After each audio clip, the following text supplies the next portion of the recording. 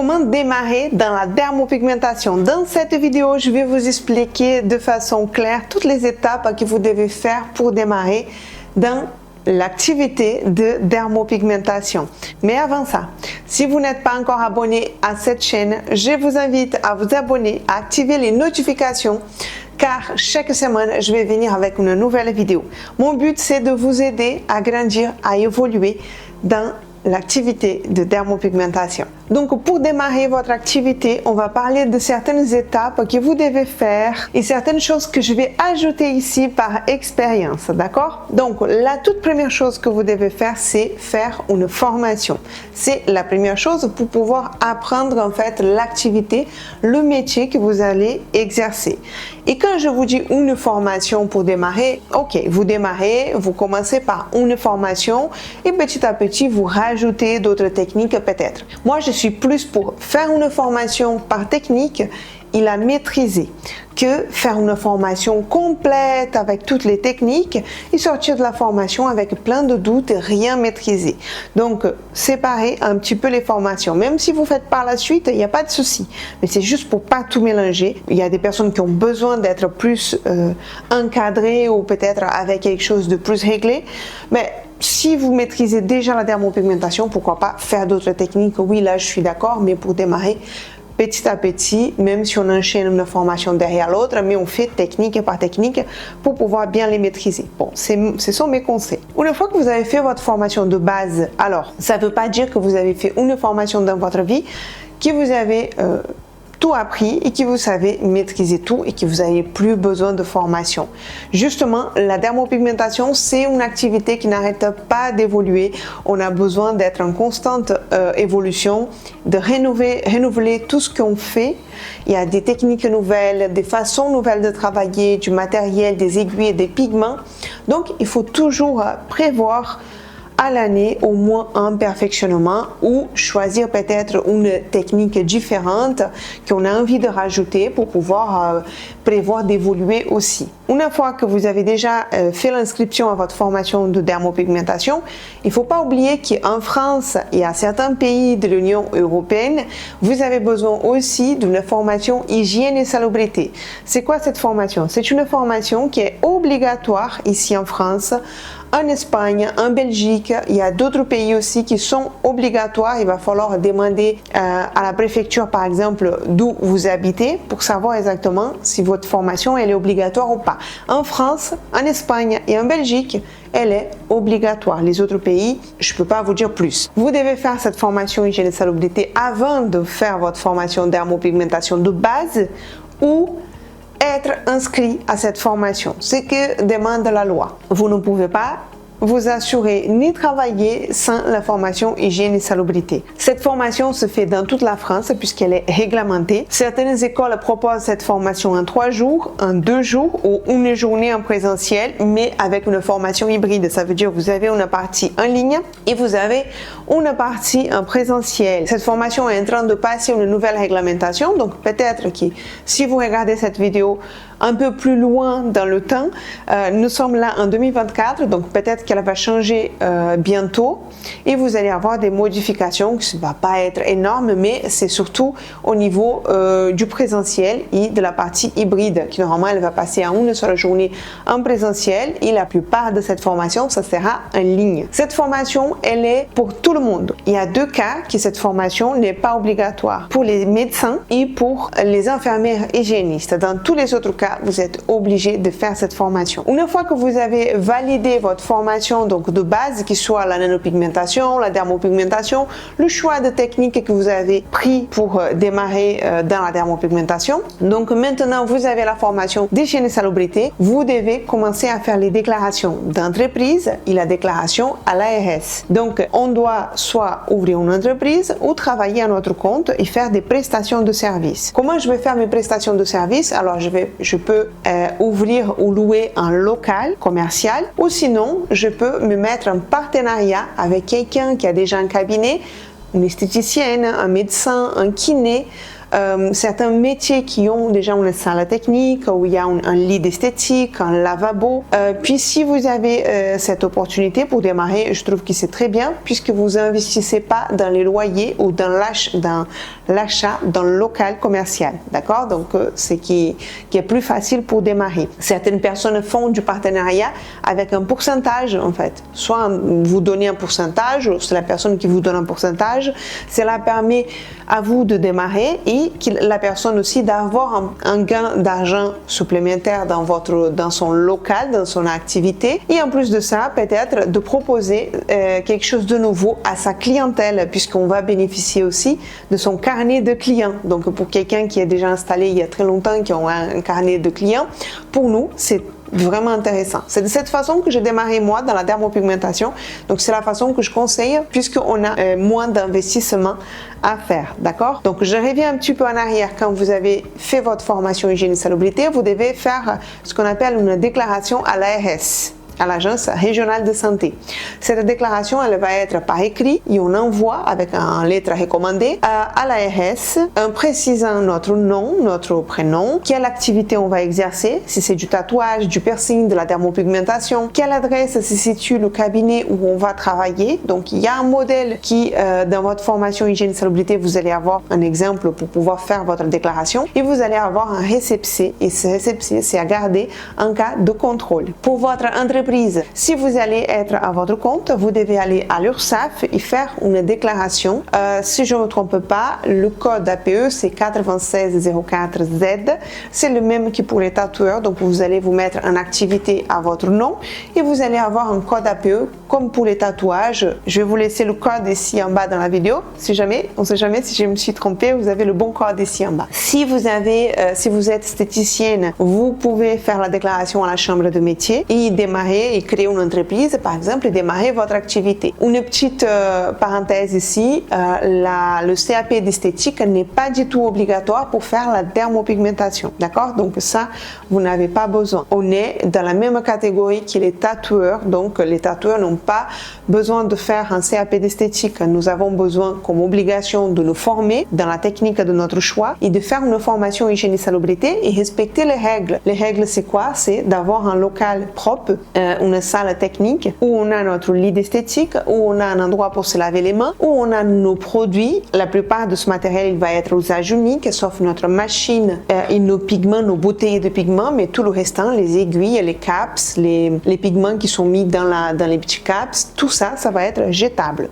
Certaines personnes me demandent, mais est-ce que je peux exercer l'activité à domicile? Alors, dans le domicile du client, ce n'est pas possible d'exercer cette activité puisque c'est pas un endroit qui est propre dans le niveau d'hygiène qu'on s'attend.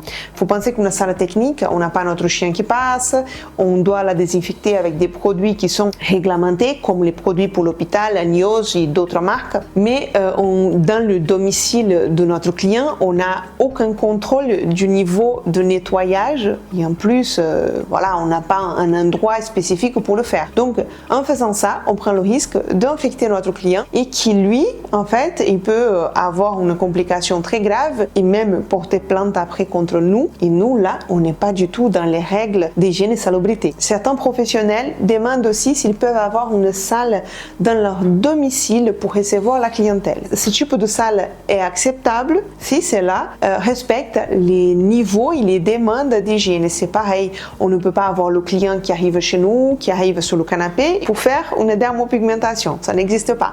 Donc, il faut avoir une salle technique à part avec une entrée séparée et que cette salle soit aux normes d'hygiène et salubrité. C'est quoi les normes en fait pour notre salle? Donc avoir la peinture lavable, avoir un endroit pour se laver les mains, avoir du savon liquide pour les mains, du papier jetable, on ne peut pas s'essuyer avec des serviettes, avoir alors un parterre qui soit nettoyable, donc pas du tout de bois ou de choses qui sont peureuses en fait qu'on peut pas nettoyer, avoir un parterre en fait qui soit lisse comme du lino par exemple ou d'autres carrelages qui sont vraiment presque sans joint, mais ça bon, entre un carrelage comme ça et le lino, franchement optez par le lino, ça sera moins cher et plus facile. Et vous devez voilà, respecter les normes d'hygiène, avoir un petit endroit pour que la personne puisse rentrer. Si vous prenez sur rendez-vous, ben, ça sera que la personne qui soit dans la salle avec vous. Donc voilà, certaines choses c'est possible de faire, mais il faut que ça respecte aussi les conditions d'hygiène qui sont demandées. Et pareil, vous devez faire votre déclaration de votre activité, soit de l'entreprise ou comme vous êtes à votre compte, et vous devez faire la déclaration à l'ARS. Ne vous inquiétez pas, parce que dans cette vidéo, je parle trop, on dirait qu'on a tellement de choses à faire, mais une fois que tout ça s'est mis en place, c'est tranquille en fait, on n'a pas besoin de faire tout ça. Moi, je l'ai fait une fois dans ma vie. Bon,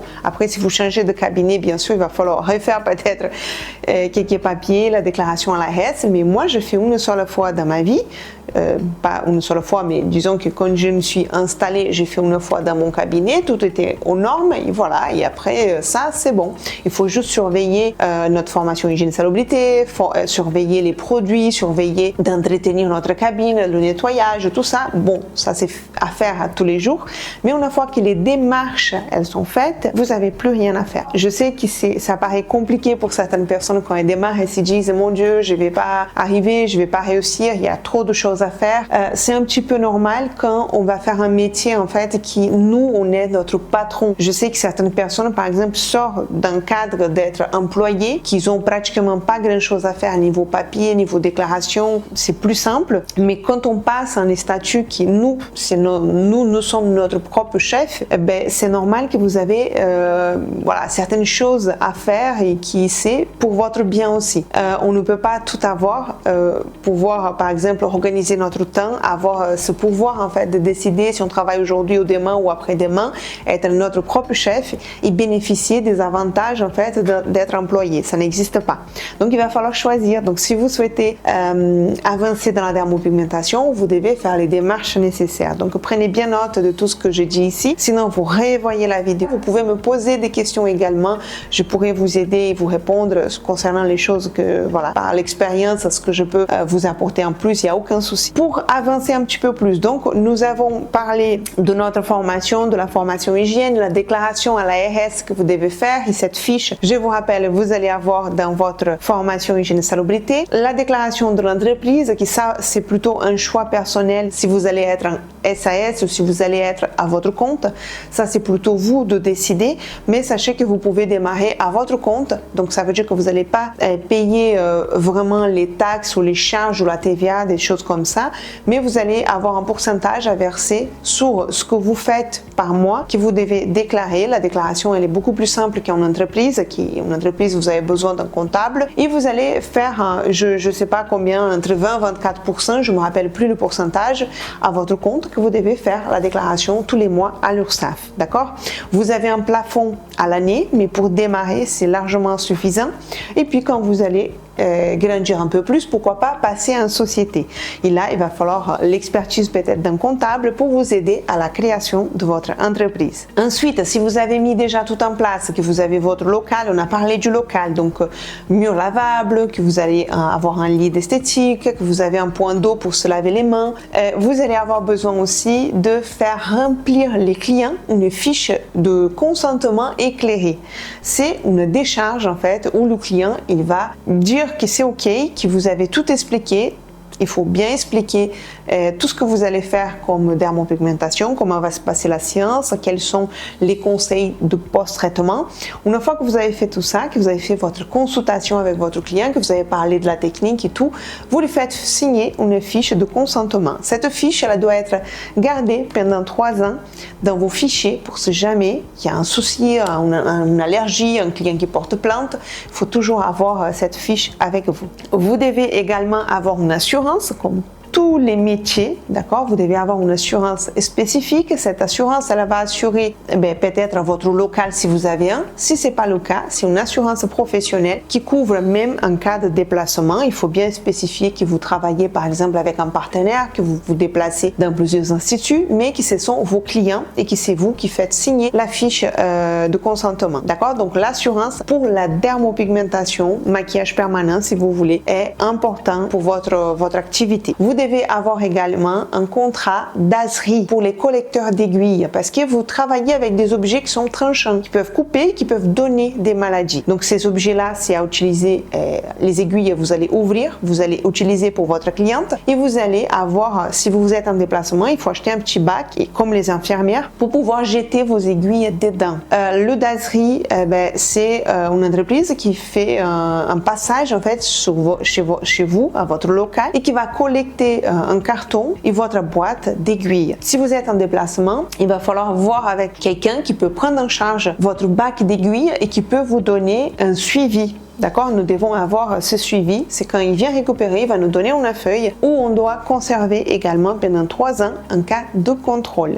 Vous devez penser également à trouver un fournisseur pour pouvoir acheter votre matériel. Le conseil que je donne, c'est toujours d'avoir un fournisseur français qui prend en charge en fait la qualité du matériel, qui va faire les démarches nécessaires pour tout ce qui est pigments. Les pigments en Europe, il faut qu'ils soient riches, donc vous pouvez pas acheter des produits, des pigments ailleurs en fait qu'en Europe parce que vous prenez le risque en fait d'être mis en cause si jamais il y a une allergie et que votre assurance va demander quel pigment vous avez utilisé. Donc c'est important d'utiliser des pigments de qualité et des pigments qui sont aux normes REACH. D'accord? Donc c'est pareil pour le matériel. Moi, mon conseil, c'est acheter chez un fournisseur de qualité. On parle de la dermopigmentation, on parle pas d'un petit soin vite fait. C'est quelque chose qui va rester quelques années dans la peau, dans le derme de votre cliente. Le professionnel, nous, on est là aussi pour avoir cette responsabilité de choisir un matériel de qualité parce que la cliente, elle va payer plus cher ce soin et elle a besoin d'être sûre en fait que vous êtes très professionnel et que vous avez pris soin de choisir du bon matériel et du bon produit et du bon pigment qui va faire aucun mal à sa peau et à son corps. Je pense que j'ai fait un petit tour sur toutes les étapes que vous devez avoir pour démarrer dans cette activité. Ne soyez pas effrayés, tout le monde est passé par là. Il faut de la motivation. Si vous vous arrêtez à chaque fois qu'il y a des choses à faire, vous n'allez jamais y arriver. Vous allez juste travailler pour quelqu'un et avoir votre salaire et point. Donc il faut parfois se donner la force et se dire non, j'ai envie de changer, j'ai envie de faire ce métier qui me passionne tellement, je vais me donner le moyen de faire et je vais faire toutes les démarches nécessaires. Un point important que je voulais vous dire à la fin de cette vidéo, c'est les réseaux sociaux. On parle pas beaucoup dans les étapes de création d'une entreprise ou des choses qu'on doit faire, des démarches, mais une chose qui est très importante, c'est créer un compte Instagram, un site web, un compte Facebook qui soit dirigé vers cette nouvelle activité. Postez un maximum de choses possibles, des avant-après, des vidéos, des témoignages. Faites un maximum de choses parce que vous allez voir que petit à petit, votre compte il va grandir et d'ici quelques années, vous allez avoir plein d'abonnés, plein de clients en fait qui va venir vers vous par rapport à votre publicité. C'est une étape importante. Je vous conseille même par la suite, peut-être un peu plus tard, faire une formation à ce niveau-là parce qu'aujourd'hui c'est une porte d'entrée de clients pour notre activité. Il faut juste faire les choses comme il faut démarrer comme il faut, comme ça on prend des habitudes en fait. Parce que si on commence de la façon qu'on pense qui est correcte, parfois on se dit ah mince, je commence comme ça et après on verra. Mais je parle pas d'acheter du matériel, de caméra professionnelle, je parle pas du tout de ça. C'est juste de savoir faire les choses comme il faut, faire une photo correcte, faire une vidéo correcte. Ça c'est le minimum que vous devez faire pour lancer votre activité et avoir des retours très rapidement. Je vous laisse pour cette vidéo. J'espère que mes conseils vont vous aider à démarrer cette nouvelle activité. Et si vous êtes déjà en activité, pourquoi pas faire un petit rappel. N'oubliez pas de laisser un like pour m'aider à produire des nouveaux contenus comme celui-ci et activer les notifications pour que je puisse chaque semaine vous envoyer une nouvelle vidéo avec des astuces dans la dermopigmentation parce que mon but c'est de vous faire évoluer dans ce métier. À bientôt!